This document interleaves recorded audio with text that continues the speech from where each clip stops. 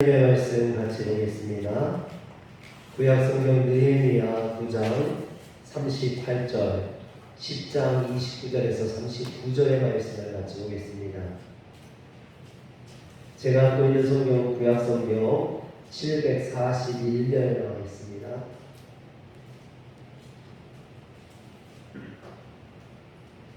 느헤미야 9장 38절, 우리가 이 모든 일로 말미암아 이제 견고한 언약을 세워 기록하고 우리의 방백들과 레위 사람들과 제사장들이 다 임봉하나이다 하였느니라. 10장 29절부터 교독합니다. 다 그들의 형제 귀족들을 따라 저주로 맹세하기를 우리가 하나님의 종 모세를 통하여 주신 하나님의 율법을 따라 우리 주 여호와의 모든 계명과 규례와 율례를 지켜 행하여 우리의 딸들을 이 땅 백성에게 주지 아니하고 우리의 아들들을 위하여 그들의 딸들을 내어주지 아니하며 혹시 이 땅 백성이 안식일에 물품이나 온갖 곡물을 가져다가 팔려고 할지라도 우리가 안식일이나 성일에는 그들에게서 사지 않겠고 일곱째 해마다 땅을 쉬게 하고 모든 빚을 탕감하리라 하였고 우리가 스스로 규례를 정하기를 해마다 이 세일의 3분의 1을 수납하여 하나님의 제물을 위하여 쓰게 하되 곧 진설병과 항상 드리는 소제와 항상 드리는 번제와 안식일과 초한과 정한 절기에 쓸 것과 성물과 이스라엘을 위하는 속죄제와 우리 하나님의 전의 모든 일을 위하여 쓰게 하였고 또 우리 사람들과 레위 사람들과 백성들이 제비와 각기 중도대로 해마다 정한 주시에 나무를 우리 하나님의 전에 덮쳐 율법에 기록한 대로 우리 하나님 여호와의 제단에 사사하게 하였고 해마다 우리 토지 소산의 만물과 각종 과목의 첫 열매를 여호와의 전에 드리기로 하였고 또 우리의 마다들과 가축의 전나무와 소아의 정한 것을 율법에 기록된 대로 우리 하나님의 전으로 가져다가 우리 하나님의 전에서 숨기는 제사장들에게 주고 또 처음 익은 밀의 가루와 거제물과 각종 과목의 열매와 새 포도주와 기름을 제사장들에게로 가져다가 우리 하나님의 전에 여러 방에 두고 또 우리 산물의 11조를 레위 사람들에게 주리라 하였나니 이 레위 사람들은 우리의 모든 성읍에서 산물의 11조를 받는 자임이며 레위 사람들이 11조를 받을 때에는 아론의 성제사장 한 사람이 그들에 있을 것이요 레위 사람들은 그 11조의 11조에 가져다가 우리 하나님의 전 곧 이스라엘 자손과 레위 자손이 거제로 드린 곡식과 새 포도주와 기름을 가져다가 성소에 그릇들을 두는 골방 곧 섬기는 제사장들과 움직이들과 노래하는 자들이 있는 골방에 둘 것이라. 그리하여 우리가 우리 하나님의 전을 버려두지 아니하리라. 아멘. 할렐루야. 할렐루야. 아멘을 좀 크게 하세요. 우리 신앙생활에서 아멘이 참 중요합니다. 매우 중요하죠. 이 아멘이라는 것은 본래 뜻은 굳게 하다, 확신하다 라는 말입니다. 그런데 구약 속에서는 그대로 이루어지기를 이라는 뜻으로 많이 쓰여지고 있습니다. 그래서 아멘은 하나님 말씀에 그것이 나에게 이루어지기를 소원하는, 또 그것이 그대로 이루어지기를 소원하는 뜻에서 아멘 하는 겁니다. 그래서 우리가 이제 찬양을 하거나 기도를 하거나 또는 누군가 신앙 고백을 하면 아멘 하죠. 서로 아멘으로 화답하는데 그것이 나에게 그대로 이루어지기를 소원합니다. 또는 그것이 그대로 이루어지기를 사모합니다 라고 하는 겁니다. 그래서 우리 성도 여러분 예배 시간에 아멘을 많이 하시길 바랍니다. 아멘을 많이 하는 자마다 그만큼 은혜를 받고 축복을 받는 줄 믿으시기를 바랍니다. 그런데 이 아멘도 중요하긴 한데요. 그것보다 더 중요한 것은 우리가 아멘한 그 말씀을 어떻게 살 것이냐, 이게 더 중요하죠. 그래서 다시 말하면 믿음 이상으로 중요한 것은 그 믿음을 실천하면서 사는 거라는 겁니다. 그래서 우리의 신앙생활이 중요해요. 부흥회나 또는 어떤 집회나 우리의 예배를 통해서 하나님 말씀에 은혜 받고 그 은혜 받은 말씀을 우리가 살아갈 때 그게 힘있고 능력이 있는 거예요. 여러분, 이쪽 귀로 듣고 이쪽 귀로 흘러나가면 아무 도움이 되지 않습니다. 그래서 예배당 안에서 아멘을 크게 외치고 은혜 받고, 그것도 중요하지만 예배당 나가서 다 잃어버리고 부부싸움 만나면 아무 소용이 없는 거예요. 여기에서 받은 은혜를 한 가지라도 가지고 나가서 내가 삶에서 실천하면서 사는 것, 그것이 중요한 줄 믿으시기를 바랍니다. 느헤미야 8장에 보면 느헤미야를 통해서 예루살렘 성벽이 재건된 후에 이스라엘 백성들이 수무라 광장에 모여서 에스라가 읽어준 하나님의 말씀에 은혜를 받게 됩니다. 그 하나님의 말씀에 은혜를 받게 되고 그들이 지금까지 하나님 앞에 범했던 그런 죄들, 하나님 앞에 지었던 그런 죄들을 막 통회하면서 회개하면서 집회를 하게 돼요. 그런데 이 성회가 끝나고 이스라엘 백성들이 그 하나님 앞에 회개하고 끝나서는 안 되겠다, 아멘하고 끝나서는 안 되겠다, 그 우리가 회개한 것들을 문서로 기록해서 하나님 앞에 각서를 써서 거기에다 도장을 찍고 인을 쳐서 우리가 하나님 앞에 이와 같이 결단하자라고 이야기하는 거죠. 그래서 오늘 말씀 9장 38절에 보니까 우리가 이 모든 일로 말미암아 이제 견고한 언약을 세워 기록하고 우리의 방백들과 레위 사람들과 제사장들이 다 인봉하니라 하였느니라 그랬어요.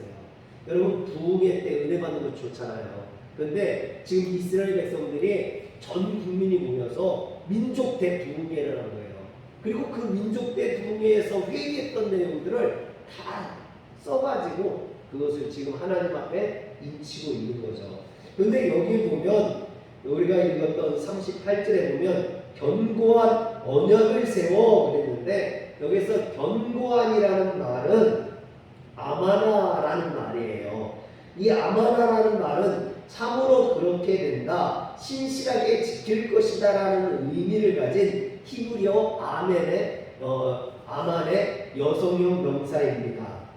그래서 반드시 지키겠다는 맹세를 상징합니다. 그런데 이 아마나와 비슷한 같은 어근을 가진 에메트라는 말이 9장에 보면 2번이나 나와요. 13절에 보면은 이 아마나라는 말이 진정한 율법 할 때 이 진정한이 에멘트입니다. 그래서 하나님 앞에 이런 진정한 율법과 선한 율례와 계명을 그들이 지키겠다고 서원하는 거죠. 그리고 또 33절에 보면 주는 진실이 행하셨다 했는데 이 진실이도 에멘트입니다. 이처럼 하나님께서는 이스라엘 백성들과 언약을 맺으시는데 그 언약을 진실하게 지켰다라는 거죠. 그 언약을 진정성 있게 지키셨다라는 겁니다. 사랑하는 성도 여러분, 여러분들이 약속을 할 때 혼자 하지는 않잖아요. 누군가 대상이 있지 않습니까? 누구와 언약을 하는 거잖아요.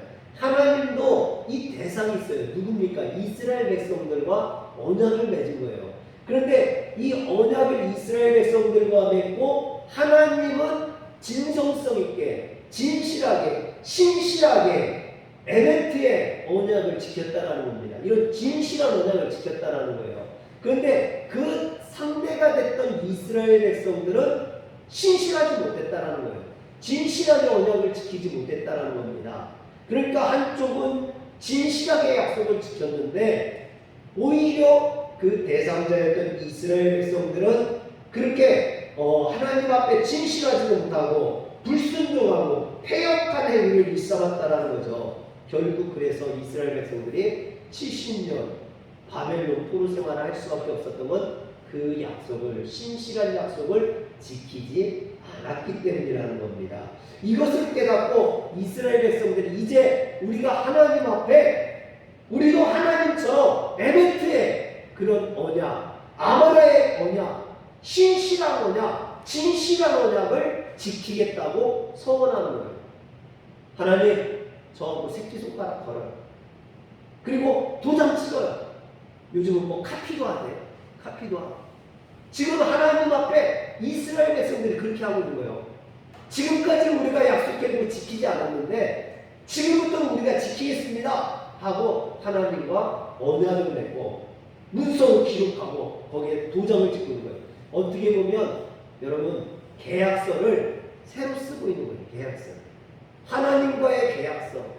하나님의 언약을 그렇게 지키셨는데 우리는 지키지 못했습니다. 나는 신실하지 못했습니다. 그러니 이제 우리도 신실하게 언약을 지키겠습니다 하고 계약서를 쓰고 도장을 찍고 그걸 하나님 앞에 보호하고 있는 거죠.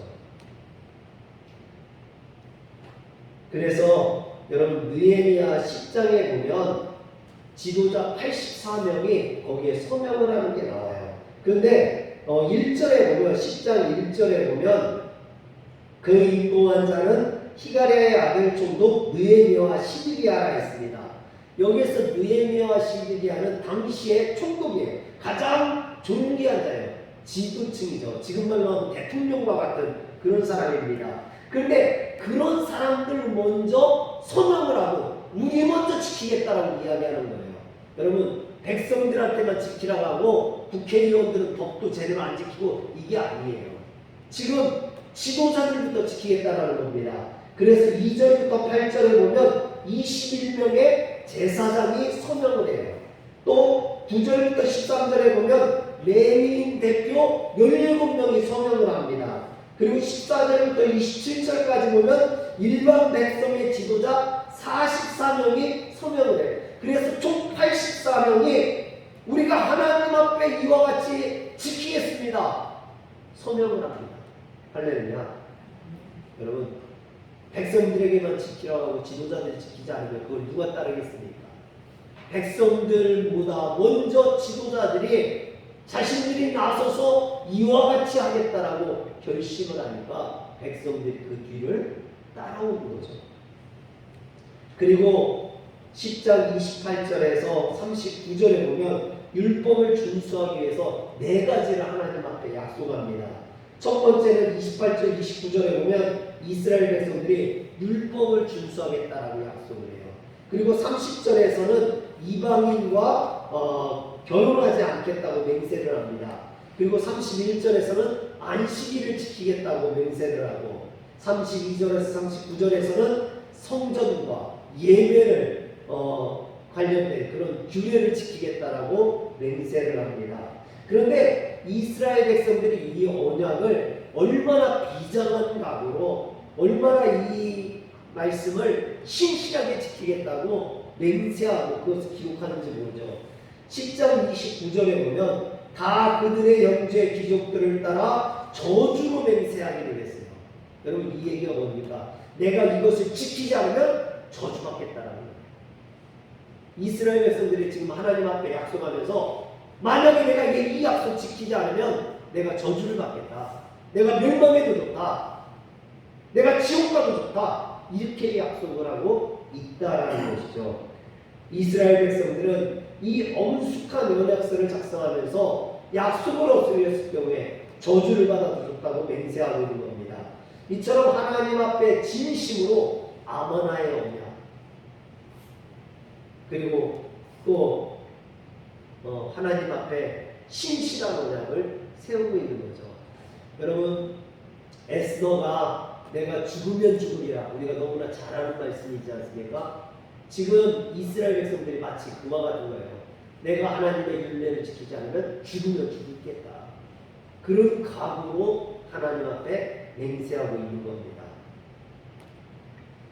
사랑하는 성도 여러분, 코로나로 인해서 지금 예배드리기가 참 어렵죠. 뭐 지금까지는 뭐 비대면 예배라는 얘기를 또 처음 들어봤는데, 비대면 예배를 드리라고 해서 방송 예배를 드리고, 또 지금은 이제 또 많이 바뀌어서 뭐 10%만 드리라고 하고, 뭐 이런 모이는 것이 어렵고 눈치 보이고 이 어려운 시대에 여러분, 아마나의 언약, 내가 죽으면 죽으리라는 그런 비장한 신앙의 각오가 있지 않고서는 우리 신앙을 지키기가 어렵다는 거예요. 사랑하는 성도 여러분, 그냥 물이 흘러가는 대로 뭐 그럼 이렇게 하라면 이렇게 하고 저렇게 하라면 저렇게 하고 그냥 뭐 이러고 이러고 저러면 저런 거지 뭐. 여러분, 이런 신앙으로는 이 어려운 시대를 헤쳐나갈 수 있는, 이겨낼 수 있는 그런 믿음이 되지 못한다는 거죠. 이스라엘 백성들이 바벨론 포로로 끌려갔다 왔지 않습니까? 나라가 망하고 성전이 무너지는 걸 경험했지 않습니까? 그러니까 우리가 더 이상 이렇게 살아서는 안 되겠다는 거예요. 우리가 더 이상 이런 믿음으로는 이 험한 세상을 이겨나갈 수 없다는 겁니다. 하나님 앞에 각서를 쓰고 맹세를 하고 우리의 신앙을 바로 세우지 않고서는 안 되겠다는 거죠. 사랑하는 성도 여러분, 오늘 이 시대는, 오늘 우리의 신앙도 이런 각서를 써야 되는, 아마나의 언약을 세워야 되는 그런 시대인 줄 믿으시길 바랍니다. 그러면 이스라엘 백성들은 무엇을 결단했을까요? 무엇을 결심했을까요? 하나님 앞에 무엇을 맹세했을까요? 첫째로 그들은 하나님의 말씀을 지켜 순종하겠다고 맹세를 했습니다. 여러분, 너무나 당연한 거죠. 성도는 하나님의 말씀을 순종하는 게 당연합니다. 우리는 내 뜻대로 내 마음대로 사는 사람이 아니라 하나님의 뜻대로 사는 사람들입니다. 그런데 이스라엘 백성들은 지금까지 그러지 않았다는 거예요. 그래서 하나님 앞에 말씀대로 살겠다라고 맹세를 합니다. 10장 29절에 보니까 우리가 하나님의 종 모세를 통하여 주신 하나님의 율례를 따라 우리 주 여호와의 모든 계명과 규례와 율례를 지켜 행하여 살겠다라고 맹세를 합니다. 하나님의 율법은 넓은 의미에서 보면 하나님의 말씀이라고도 볼 수 있죠. 그것은 하나님의 백성들이 지켜야 될 삶의 기준이기도 합니다. 그것을 지키지 않는 것이 죄예요. 여러분, 죄가, 성경에서 말하는 죄가 무슨 살인죄나 도둑질을 의미하지 않습니다. 하나님의 율례와 규례와 법도를 따르지 않는 것, 그것이 바로 죄입니다. 그래서 이스라엘 백성들은 이 죄에 빠진 거죠. 원래 죄라는 뜻이 표적을 벗어나다라는 뜻이에요. 그렇게 본다면 성도들에게 죄는 뭡니까? 하나님을 떠나는 것, 하나님을 벗어나는 것. 하나님을 떠나는 게 바로 죄라는 것입니다. 그러므로 우리가 하나님 앞에 돌아오는 것, 그것이 바로 신앙인 거죠. 믿음인 겁니다.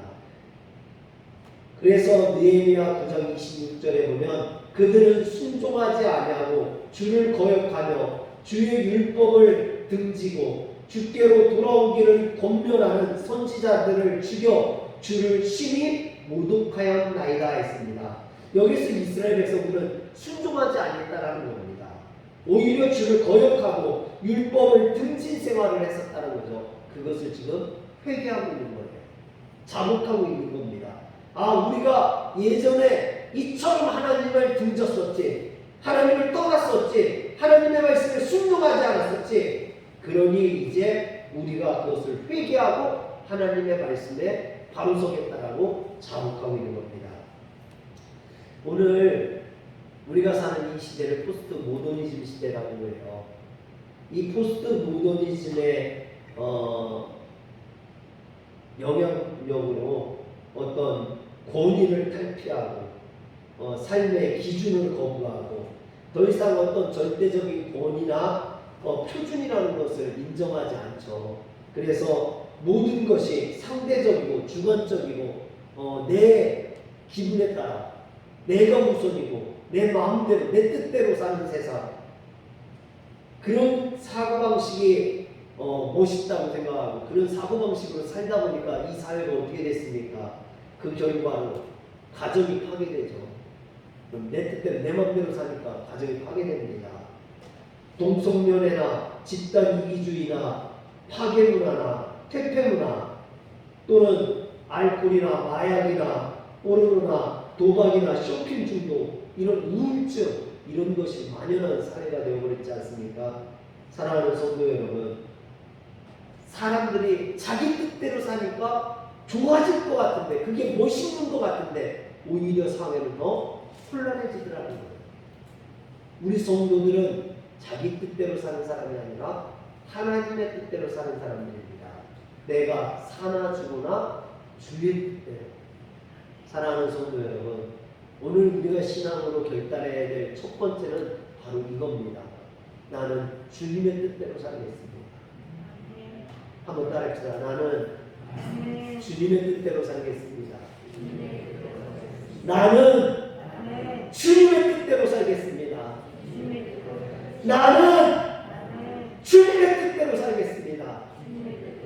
여러분, 이 결단, 오늘 고백했던 이 고백 잊지 마시기 바랍니다. 두 번째로 그들의 결심은 세속적인 영향을 따르지 않겠다는 겁니다. 세상을 따라가지 않겠다는 거예요. 느헤미야 10장 29절에 하나님의 율법을 쫓아 살겠다고 고백한 이스라엘 백성들이 30절과 31절에 두 가지를 하지 않겠다고 결심해요. 내가 두 가지를 하지 않겠다. 그 첫 번째는 뭐냐? 이방인과 결혼하지 않겠다. 여러분, 아니 이방인과 결혼하는 게 뭐 문제야? 여러분, 요즘 말로 하면 믿지 않는 불신자와 결혼하지 않겠다라는 거거든요. 이게 뭔 문제야? 우리가 이런 말씀을 들으면 국제 결혼을 반대한다거나 다문화 가정을 배척한다거나 이런 식으로 해석할 수 있습니다. 그러나 성경이 꼭 그런 건 아니거든요. 저희 소연이하고 지난주에 얘기를 하는데 소연이가 그래요. 아빠 내가 남자친구를 만나야 되는데 만날 남자친구가 없어. 그래요. 그래서 왜 없냐 그랬더니 일단은 신앙이 있고 그리고 좀 잘생기고 능력도 있고 이런 사람을 생각하다 보니까 없다는 거예요. 그래서 제가 마음이 걸렸어요. 요즘 신앙 있는 남자 찾기가 참 어려운데 그런 생각이 들어서 야, 굳이 아빠는 신앙을 중요하게 생각하지만 신앙이 없어도 돼. 대신에 조건이 있어. 뭔데? 그래서 신앙이 없는 사람이 교회 다닐 것을 약속하는데 그랬어요. 네가 신앙 있는 사람을 이끌면 돼. 그렇게 얘기했거든요. 근데 사실 쉽지 않아요. 정말 신앙 없는 사람은 신앙으로 이끈다는 게 그리고 더군다나 신앙 있는 남자를 만난다는 것이 참 쉽지 않습니다. 또 신앙 있는 남자를 만난다고 진짜 신앙이 있느냐? 교회 다닌다고 진짜 신앙이 있느냐? 그것도 또 의문이기도 하거든요. 그래서 참 이런 문제가 쉽지 않습니다. 그러나 여러분, 이방인을 맞아들이고 무조건 안 된다 이건 아니거든요. 왜냐하면 성경 속에서도 보면은 룻 같은 여인은 이방 여인이었잖아요. 그럼에도 불구하고 보아스를 만나서 예수님의 족보에 들어가는 그런 여인이 되지 않습니까? 그런 것을 보면 꼭 이방인이라고 불신자가 만든다 이건 아닌 것 같아요. 여러분, 하나님의 뜻 가운데 주님 앞에 인도할 수 있다면 충분히 가능성이 있는 거죠. 그럼에도 불구하고 왜 이런 결단을 하고 이스라엘 백성들이 왜 이런 언약을 맺고 그랬느냐? 그것은 당시 상황이 이방인과의 통혼을 통해서 사회적인 문제, 종교적인 문제, 신앙의 문제가 발생했기 때문입니다. 이방 여인들이 우상을 섬기고 이방 남자들이 우상을 섬기면서 이 이방 우상이라는 게 성적이거든요. 바알을 섬기거나 아세라를 섬기는 게 이런 창녀와 같은 그런 성을 매도하는 그런 데거든요. 그러니까 이스라엘 백성들이 그거에 빠지면서 성적으로 문란해지고 부동적으로 문란해지는 일들이 벌어지는 겁니다. 그래서 이스라엘 백성들은 지금 하나님 앞에 우리가 이방인들과 결혼하지 않겠다. 이 얘기는 우리가 우상을 섬기지 않겠다. 우상하게 나아가지 않겠다. 세상적으로 나아가지 않겠다라는 것을 결단하는 내용이에요. 여러분, 성경 속에 보면 그 대표적인 인물이 솔로몬 아닙니까? 이방 여인들과 결혼하고 그 여인들을 위해서 신상을 지어주고 신당을 지어주다 보니까 결국은 하나님 앞에 무너지는, 나라가 망하게 되는, 나라가 둥둥할 나죠. 결국엔 멸망하게 되는 원인이 된다는 거죠. 사랑하는 성도 여러분, 우리의 신앙을 내어주어서는 안 됩니다. 우리의 믿음을 내어줘서는 안 돼요. 우리의 신앙 가운데 그들을 끌어들인다는 건 모르겠지만 우리가 나간다는 건 결국 멸망을 향해 달려나가는 것과 마찬가지인 줄 믿으시길 바랍니다. 두 번째는요, 이스라엘 백성들이 느헤미야 10장 31절에서 안식일을 철저히 지키겠다라고 결심을 합니다. 31절에 보니까 혹시 이 땅 백성들이 안식일에 물품이나 온갖 동물을 가져다가 팔려고 할지라도 우리가 안식일이나 성일에는 그것들에게서 사지 않겠고 일곱째마다 땅을 쉬게 하고 모든 빚을 탕감하리라 했고 그랬습니다. 여러분, 하나님께서 창조 때부터 안식일을 지키게 했죠. 이 안식일의 개념을요, 일반 사람들은 쉼이라고 생각을 해요. 안식일에는 쉬는 거 아니냐라고 이야기합니다. 물론 안식이라는 말 자체가 쉼을 의미하기도 합니다. 그리고 실제로 6일 동안 일하셨던 하나님이 제7일 때는 쉬겠다라고 이야기하시죠. 여러분, 그런데 우리에게는요, 그날이 쉬는 날이라고 생각해서는 안 돼요. 그날은 하나님을 예배하는 날입니다. 6일 동안 우리가 세상을 위해서 일했다면 그날 하루는 주님을 위해서 일할 수 있는 날입니다. 할렐루야. 물론 쉼이 필요하죠. 우리가 열심히 6일 동안 노동을 하고 일을 하고 하루 정도는 쉴 수 있어야 됩니다. 그러나 여러분, 본래 안식일의 의미는 그것은 주님을 위한 날이라는 거예요. 그리고 또한 이 안식일은요, 하나님께서 우리를 구원하시는, 선별하시는 날입니다. 그래서 미르바돈이라는 사람은 안식이라는 책에서 우리가 안식일을 지키면 안식일이 우리를 지킬 것이다 라고 이야기합니다. 사랑하는 성도 여러분, 세상으로부터 나를 지키는 것이 곧 주의를 지키는 거라는 거예요. 하나님께서 이 안식일을 지키고 지키지 않는 것을 통해서 하나님의 백성을 구별한다 했어요. 즉 주의를 지키는 자는 하나님의 백성이라는 거예요. 구원받은 주의 백성이라는 거예요. 그것이 세상과 나를 구별할 수 있는 방법이라는 겁니다. 여러분, 요즘 낚시터나 또는 여행을 가거나 어디 가서 예배를 드릴 수 있어요. 물론 핸드폰이나 이런 것을 통해서도 영상으로 볼 수 있습니다. 그러나 하나님이 원하시는 것은요, 주일날 예배당에서 하나님을 예배하기 원하신다는 거예요. 그것이 성도를 구별하는 방법이라고 이야기했습니다. 내가 주일날 어디 있느냐, 그게 중요한 거예요. 요즘 무교주의 주의를 이야기하는 목사님들도 있어요. 실제로 아는 목사님이 교회를 그만두고요, 주일날 산에 가서 자기는 산에서 하나님을 예배했다고 이야기해요. 여러분, 하나님이 성경을 뭐라고 있는지 그분은 다시 성경을 봐야 된다고 봐요.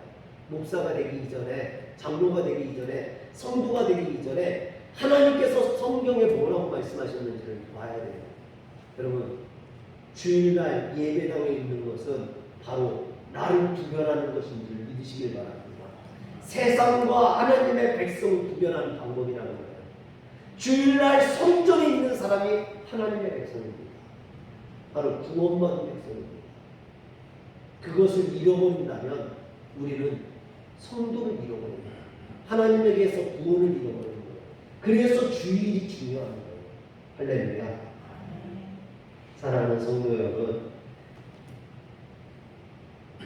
세 번째로 하나님의 사역을 힘써 지키겠다라고 맹세를 합니다. 느헤미야 10장 32절에서 39절에 보니까 성전과 예배와 관련된 각종 규례를 준수할 것을 이야기하죠. 그런데 여기에서 제일 많이 나오는 말이요, 하나님의 전이라는 말이에요. 여러분, 하나님의 전이라는 말이 무려 9번이나 나옵니다. 그만큼 주의 전을 중심으로 하는 우리의 신앙이 중요해요. 저도 신앙을 처음 시작할 때 목사님이 우리의 우리의 삶의 중심이 교회가 되어야 된다, 성전이 되어야 된다라고 배웠어요. 그래서 학교 갈 때도 교회에 와서 기도하고 가고, 학교 끝나고 집에 올 때도 교회에 와서 기도하고 가고. 근데 학교 가는 길이면 좋은데 반대 방향이에요. 그래서 교회까지 갔다 오려면 얼마나 힘든지 몰라요. 그런데도 그렇게 신앙생활을 했어요. 그렇게 배웠고 그렇게 신앙생활했고, 우리의 신앙의 중심은 늘 성전 중심이에요. 할렐루야. 교회 중심. 오늘 이스라엘 백성들이 하나님 앞에 자복하고 맹세하면서도 계속해서 하나님의 전, 하나님의 전, 하나님의 전을 외칩니다. 그것은요, 그들의 신앙의 중심이 성전이기 때문에, 우리의 신앙의 중심이 늘 성전이 되기 때문에 그래요. 물론 이제 그 뒤에 보면 35절부터 37절에 보면 헌물에 관한 규정들이 나와요. 그래서 첫 열매에 대한 규정이 나옵니다.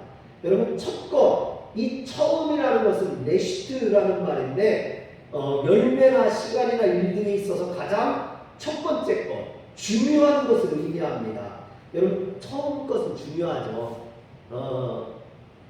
어떤 일을 할 때 첫 것, 농사져서 첫 열매, 또 첫 수확, 우리가 이제 또 첫 자녀, 뭐 이런 것들이 다 중요하지 않습니까? 그것처럼 첫 것이라는 건 가장 중요한 것이에요. 그런데 그것은 하나님께 드려야 된다라고 이야기합니다. 여러분, 그 얘기는 뭐냐면, 처음 것은 하나님께 드려야 된다는 이야기도 되지만, 그것은 가장 중요한 것, 가장 귀한 것을 하나님 앞에 드릴 줄 알아야 된다는 말이 됩니다. 또 37절부터 39절에서는 11조에 대한 이야기가 나와요. 여러분, 성도들이 제일 싫어하는 게 11조 강조예요. 그런데 성경에서는요, 11조 강조를 제일 많이 해요. 신앙할 때 주일, 안식일을 지킬 것, 성전 중심, 그 다음이 항상 11조예요. 왜? 11조는 축복의 씨앗이라고 하죠. 또 하나님께서 레위기 27장 30절에 그리고 그 땅의 10분의 1, 곧 그 땅의 곡식이나 나무의 열매는 그 10분의 1은 여호와의 것이니라, 여호와의 선물이니라고 했어요. 이 얘기가 뭡니까? 너희들이 받아 누리는 그 모든 것들은 하나님이 주신 선물이라는 거예요. 그 하나님이 주신 선물을 고백하는 게 11조예요. 즉, 내가 이만큼 벌었습니다, 그 중에 10분지를 떼서 하나님 앞에 드리는 게 아니라 하나님이 나에게 그만큼 주셨다라는 거예요. 내가 이만큼 버는 게 아니라 하나님이 나에게 주셨다라는 거예요. 이 내가 가지고 있는 이 모든 게 하나님의 거라는 걸 고백하는 게 11조라는 거예요. 할렐루야. 그래서 내 삶에 이런 감사의 고백, 믿음의 고백이 있는 게 온전한 11조입니다. 여러분, 여러분들의 삶에 온전한 11조를 하심으로 인해서 하나님의 축복을 받으시길 주임을 축원합니다. 그래서 39절의 결론에 보면, 그러므로 우리가 우리 하나님의 전을 버리지 아니하리라 그랬습니다. 다시 성전으로 돌아가죠. 여러분, 이스라엘 백성들이 그런데 성전이 없어서 멸망했습니까? 성전이 없어서 망했나요? 오늘 교회들이 없어서 지금 한국 교회가 이렇게 됐습니까? 아니에요. 교회가 없어서가 아니에요. 그 하나님의 교회가 제대로 된 예배를 드리지 않기 때문인 거죠. 이스라엘 백성들이 왜 이렇게 지금 성전을 강조합니까? 그 이야기는요, 그들이 하나님 앞에 다시 예배를 드리겠다라는 얘기예요. 지금 이들이 세운 성전은요, 볼품없는 성전이에요. 솔로몬의 성전과 비교할 수 없는 성전입니다. 초라하고 볼품없는 성전이에요. 그나마도 관리가 되지 않아가지고요, 엉망이었던 성전이에요. 그런데 그들이 그 성전을 관리하겠다는 겁니다. 돌보겠다는 겁니다. 새롭게 하겠다라는 거예요. 여러분, 코로나로 인해서 작년에 예배를 드리지 못했더니요, 교회 곳곳에 막 곰팡이가 나고요, 거미줄이 창문마다 이런 구석구석에 거미줄이, 의자 밑에 거미줄이 얼마나 많은지 몰라요. 물론 우리 성도님들이 청소를 하지만 다 하지 못해서 그런 것 같아요. 교육관에도 밖에랑 돌아다니는 부분은요, 거미줄이 많이 쳐져 있어요. 교육관 안에도 많이 쳐져 있어요. 제가 지난주에 아내를 한번 싹 거미줄을 제거했는데, 여러분, 하나님의 성전을 방치하지 마세요. 신앙이 죽은 대표적인 모습이 성전이 방치되는 겁니다. 신앙이 회복될수록 성전은 다시 활기를 찾게 됩니다. 오늘 우리의 성전, 여러분들의 신앙이 성전 중심이 되시길 주님을 축원합니다. 이 성전을 아끼고 돌보는 것, 그것이 바로 신앙을 회복하는 길인 줄 믿으시길 바랍니다.